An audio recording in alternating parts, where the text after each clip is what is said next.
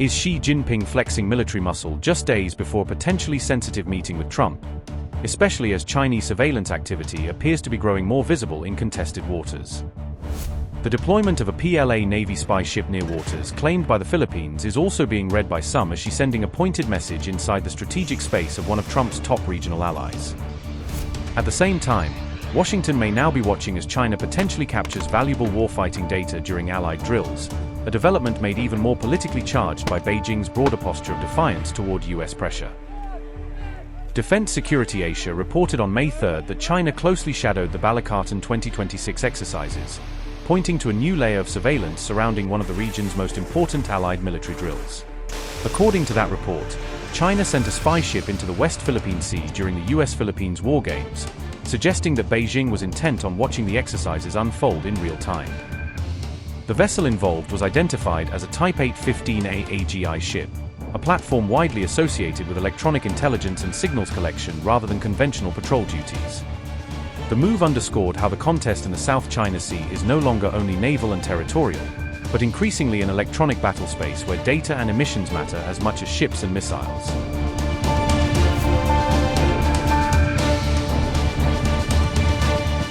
Defense Security Asia said the sighting took place at 12:47 Philippine Standard Time on April 28, giving the report a precise timestamp that adds weight to the surveillance claim. The ship was reportedly just 150 to 200 kilometers west of central Luzon, inside waters claimed by the Philippines, making its presence especially sensitive from Manila's perspective.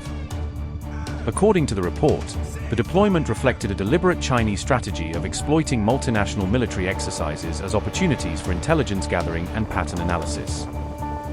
The apparent objective, Defense Security Asia suggested, was for Beijing to observe Allied tactics, signals, and operating patterns in real time as the drills unfolded across a complex operational environment. That means China may have been able to collect emissions from radar systems, tactical data links, and airborne platforms, potentially giving it insight into how Allied networks function under exercise conditions. The PLA Navy's AGI 797 is identified as a modern Type 815A Dongjia I-class electronic surveillance ship, placing it among China's more specialized intelligence gathering platforms at sea.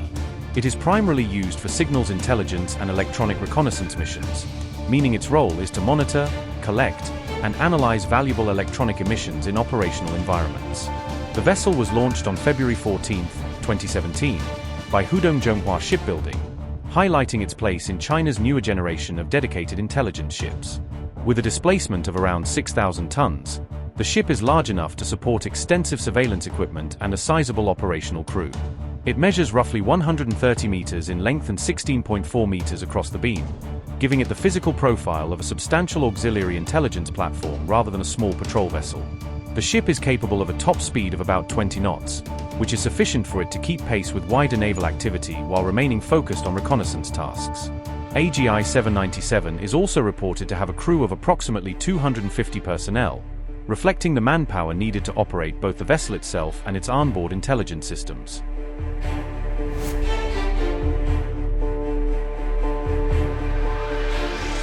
Balikatan remains one of the largest multinational military exercises in the Indo-Pacific, which is precisely why it presents such a valuable intelligence target for any rival power watching closely.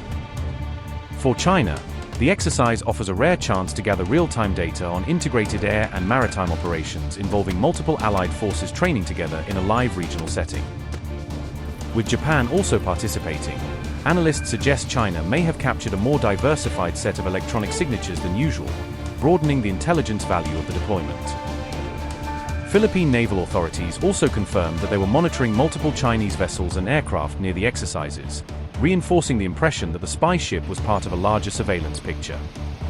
Defense Security Asia noted that this latest deployment mirrors patterns seen in previous Chinese behavior during earlier regional exercises, indicating that such monitoring may now be routine rather than exceptional.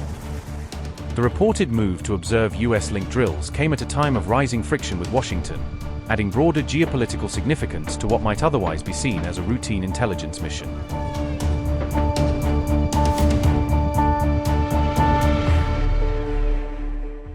China's Commerce Ministry said on May 2 that it rejected U.S. sanctions imposed on 5 firms over Iranian oil, signaling that Beijing is unwilling to accept Washington's pressure campaign at face value.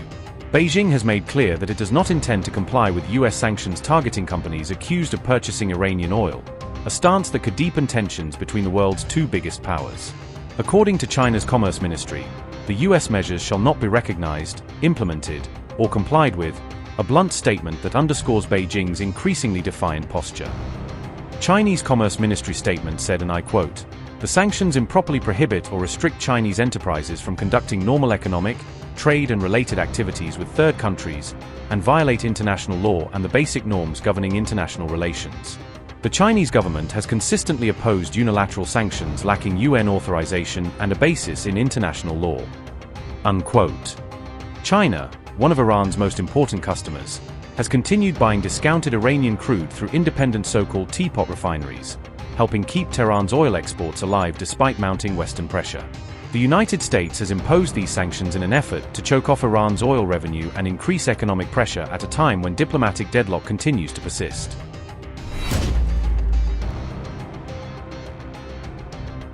Beijing's rejection of the sanctions came just ahead of U.S. President Donald Trump's first reported China visit in 8 years, adding a sharper diplomatic edge to an already sensitive moment. According to the diplomat, Trump is expected to visit Beijing on May the 14th and 15th, a trip the White House had confirmed earlier on March 25th. Not only has China rejected the sanctions, it has also appeared to side more openly with Iran after assuming the rotating presidency of the United Nations Security Council. China's ambassador to the UN, Fu Song, told reporters on May 1st that the war in Iran is illegitimate, a remark likely to be seen as a significant diplomatic signal from Beijing. It is a great honor for China to assume the presidency of the Security Council, and we will discharge our duties with a strong sense of responsibility and a constructive approach.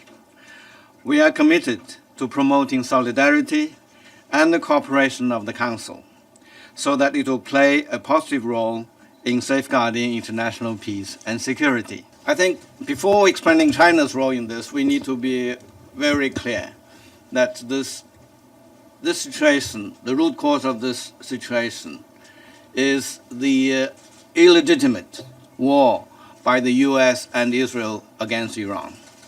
And this war has wrought tremendous sufferings in Iran for the Iranian people and the neighboring countries. And its ramification runs far and wide. And in particular, the close of Hormuz, and is actually wreaking havoc in the oil market and in the economy of the entire world, in particular in the global south.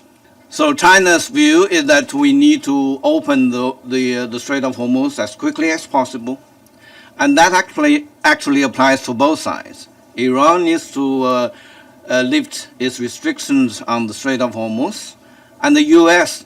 need to lift its naval blockade. And I think that is something that we want to say. And in our view, the most urgent issue is to keep the ceasefire. And the ceasefire need to last, and there has to be a good faith negotiation between the two sides. Frankly speaking, we are very concerned about some of the remarks we have been hearing recently about this ceasefire being temporary, about the need to initiate another round of attack. I think the international community should be mobilized and raise our voices against the resumption of fighting in that part of the world. China has been advocating for peace, and we are talking to all sides. And our foreign minister has been on the phone almost constantly, and we are also fully behind and support the efforts of Pakistan in facilitating and mediating between the parties. We do hope that these efforts can give positive results. Thank you.